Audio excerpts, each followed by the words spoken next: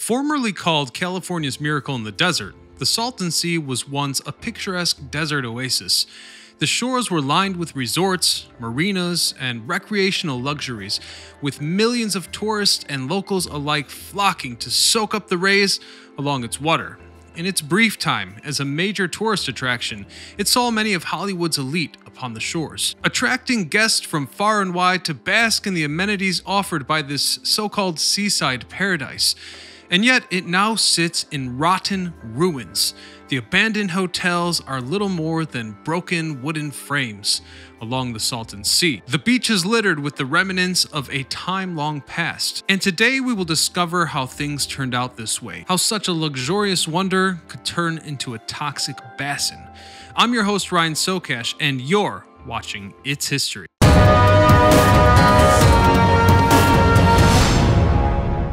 Let's briefly look back on the history of the Salton Basin, in which the Salton Sea is located. And while the Salton Sea is the most recent and perhaps most well-known body of water that once occupied this area, if not for its toxicity alone, it is by no means the only body of water that had inhabited this basin.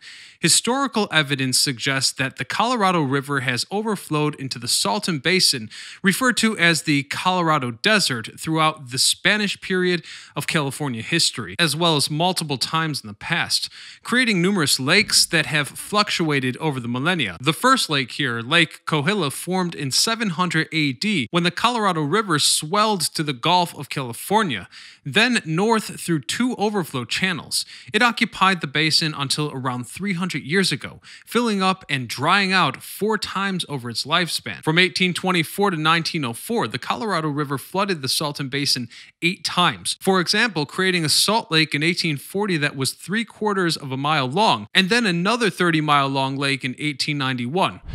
The Salton Sea, despite its name, isn't actually a sea but a saline lake, or an endorheic rift lake, meaning it has limited drainage in which there is no method for water to outflow to a river or ocean.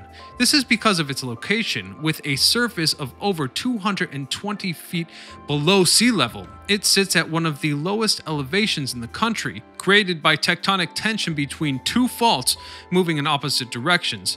It is located on top of the San Andres Fault, south of Coachella Valley and north of Imperial Valley. In recent years, this area was fed primarily by the New Whitewater and Alamo rivers and through agricultural runoff, surrounding creeks and drainage systems. According to Interesting Engineering, the lake's depth fluctuates over time, along with the local precipitation and inflow rates. Still, its average dimensions are around 24 by 56 kilometers in width and length, and a maximum depth that varies from 30 to 50 feet. Now let's talk about how the Salton Sea was formed. The Salton Sea, as we know it, was formed at the beginning of the 20th century, though contrary to popular belief, it was not entirely man-made.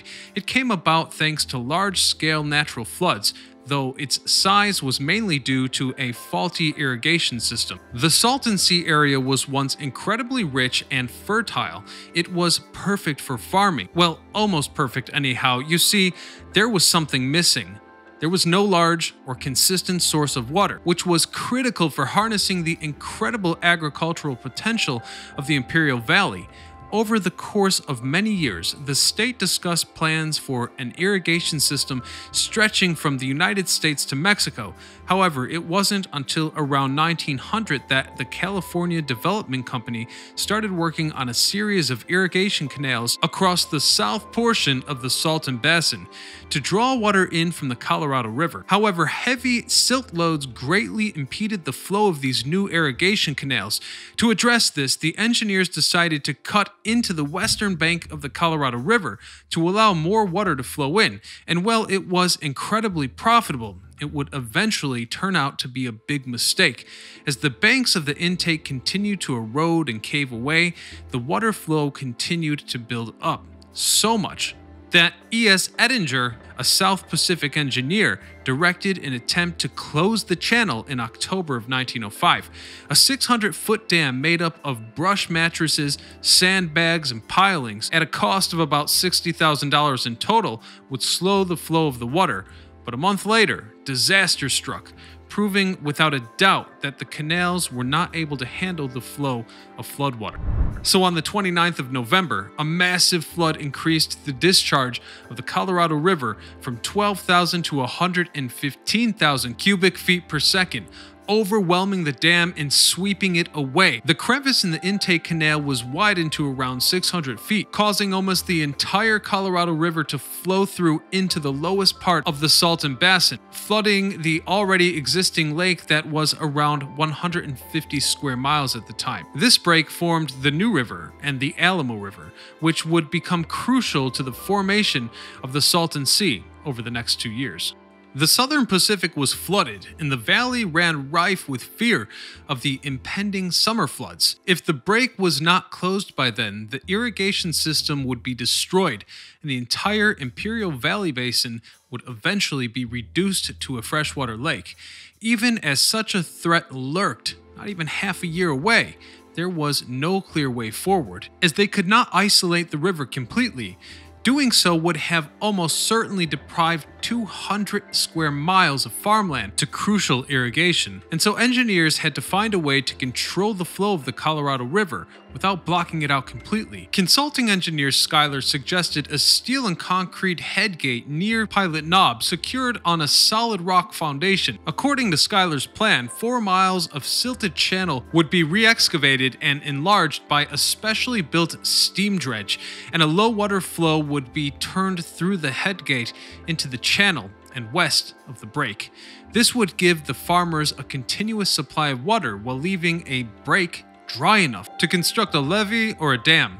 By the peak of the 1906 summer flood, the crevasse widened to more than half a mile, spreading out and collecting, flowing over the slopes of the basin and into the still forming Salton Sea, submerging both farms and train trackage alike. By the time the flooding was finally halted in 1907, the Salton Sea had become the newest body of water formed by the flooding of the Colorado River. But by now, you may be wondering what caused the Salton Sea's initial rise to fame as a tourist destination. The answer to that question would be the fishing industry. During the initial flooding from 1905 to 1907, many kinds of freshwater fish migrated to the Salton Sea. Many quickly died off due to the water's salt content, and so the lake authorities restocked the lake with fish that could survive in salt water. The variety of fish attracted many who enjoyed recreational fishing, but the lake also enticed many species of migratory birds who would visit annually due to the abundant food source. The newfound popularity had a ripple effect, and by the 1960s, the Salton Sea became a picturesque gateway filled with resorts, marinas, and yacht clubs worth millions of dollars. In its time, it would see various celebrity guests and much of the Hollywood elite, such as Frank Sinatra, the Beach Boys, Jerry Lewis, and even former President Dwight Eisenhower, who golfed there. Salton City, Salton Sea Beach, and Desert Shores populated the western shores, and Desert Beach, North Shore, and Bombay Beach were built on the eastern shore. A 500-mile powerboat endurance race was held in November of 1962, attracting thousands of spectators who joined those enjoying the luxuries offered on the beachfront. From lakeside homes to restaurants, nightclubs, and golf clubs, millions flocked to enjoy the desert shores, which in its time attracted more annual tourists than Yosemite, with over 1.5 million visitors annually, many staying in luxury hotels and admiring the scenic views as well as its warm water. Looking back, however, there were voices suggesting that the Salton Sea was doomed from the start, and unfortunately, they're right. Let me tell you why. The first big hit to tourism occurred in the 1970s, when a series of tropical storms flooded the lakefront, which slowed tourism considerably. But then things got worse because before the residents could rebuild, the Salton Sea's water source diminished. But this wasn't the only reason. As a saline lake in the middle of the desert, it was only a matter of time before it became too salty to the point of toxicity due to both evaporation and lack of outflow. You see, water flowing into the lake carries in salt and other minerals, and as it evaporates, it leaves the salt behind. Because the lake is in a desert and has such a high evaporation rate, it also loses more water to evaporation than it gains. In general, saline lakes are unstable bodies of water that rarely last. The Salton Sea is an exception because it is primarily maintained by toxic agricultural and industrial runoff, which really picked up around 1928. As runoff built up and toxic chemical levels rose, the water level remained the same, resulting in a nearly uninhabitable shoreline and a desolate future for both humans and wildlife that would soon turn into a large-scale environmental, economic, and health crisis. As the Salton Sea becomes saltier and loses its water, it may eventually dry up entirely and become a salt flat. This would be a catastrophe to many migratory bird species, and it would destroy one of California's exceedingly few remaining wetland habitats. Although again, considering the toxic nature of the water, you might already say it's a lost cause. To elaborate, the massive amounts of sodium, chloride, nitrogen, and fertilizer in the Salton Sea also causes algae blooms. The largest occurred in 1999. It killed millions of fish and contributed heavily to local pollution. This was no pretty sight. Remains littered the shore for the next 10 years. However, this runoff is just as dangerous to wildlife as it is to humans on land. As the shore recedes, these fertilizers are released into the air or kicked up as dust, and ultimately breathed in by any humans who pass by. The declining air quality poses a severe risk to respiratory health that many inhabitants face every day. The real-life results are pretty terrifying. Imperial County more than doubled the number of asthma-related emergency room visits for children between 5 and 17. 1 in 5 children in Imperial County, California suffers from asthma and lung-related illnesses. The water has become so salty that even salt-tolerant fish can no longer spawn. By 2005 alone, the water had already become 30% more saline than the ocean and reaches 45,000 parts per million. As water is diverted to urban areas, the lake shrinks even further and becomes more polluted.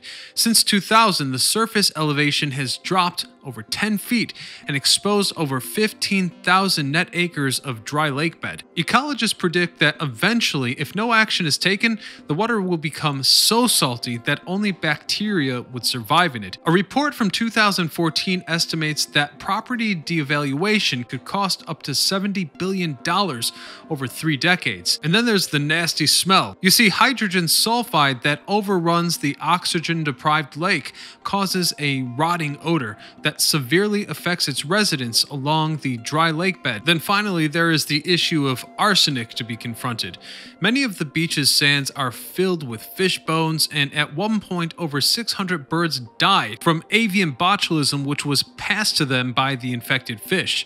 It is the biggest man-made source of hazardous dust in the United States, with dust levels around the lake being around 10 times acceptable standards. If the lake fully dries up, it will be one of the worst air quality disasters, not only in the country, but in the entire world. This could affect millions if nothing is done, and the land continues to be scorched by drought.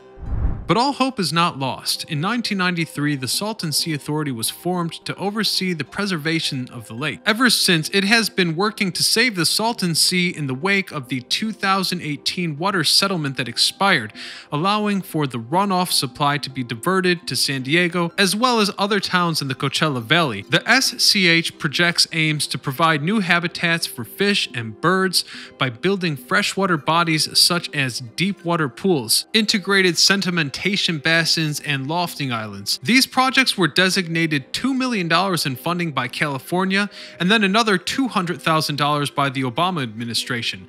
California also instituted the Salton Sea Management Program in 2018 to address the crisis. The California Natural Resource Agency has discussed 11 different plans for coming up with a solution by the end of the year. The overreaching aim is to pull the water across the border from the Sea of Cortez to the Salton Sea via a 125-mile canal across the US-Mexico border, and that feat is tremendous.